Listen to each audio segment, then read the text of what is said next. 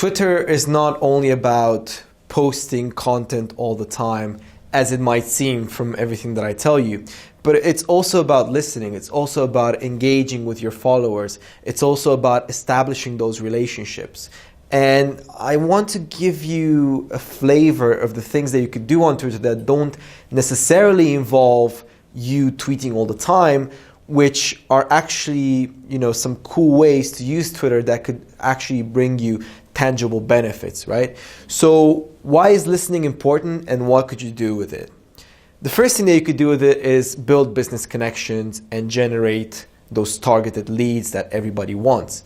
I mean, obviously this is going to happen by you tweeting as well, but in order to really establish those relationships, you have to listen. You have to look what the people that you're targeting want to hear. You have to engage with them. You have to reply. You have to be insightful, and it all starts from you telling them what they want to hear.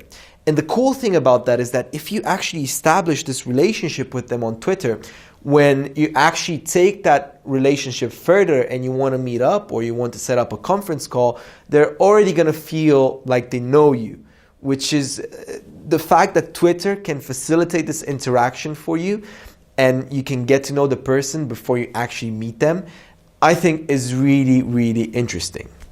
The second aspect of Twitter, and a lot of companies actually use this, is to use Twitter for customer service.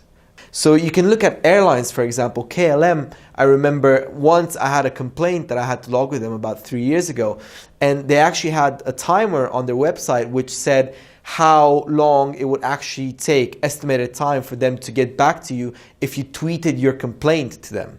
Right? So it's a very easy way because let's face it, customers don't want to fill in some forms or look for phone numbers. They can just look you up on Twitter and just hit you with a tweet and say what their complaint is.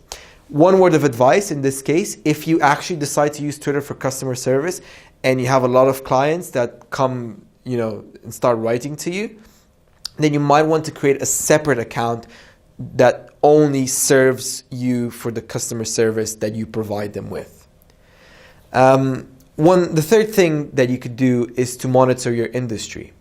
And you can do this very easily through some third-party tools, the most popular one being Hootsuite, and I'll show you how to use Hootsuite later in the course. But basically, by monitoring your industry, you can set up search columns. So you can have, let's say, 4 search columns in Hootsuite, which each target different keywords that are very important to your industry. And then you can just monitor all the chats that are happening and what people are talking about.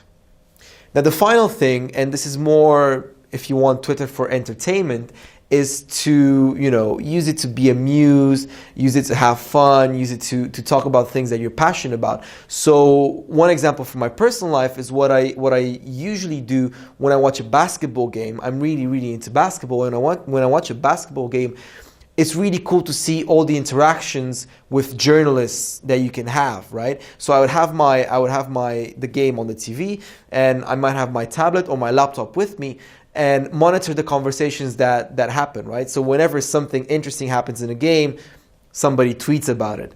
And I just look at that, I listen, I get all these opinions about the game that really add, an extra flavor.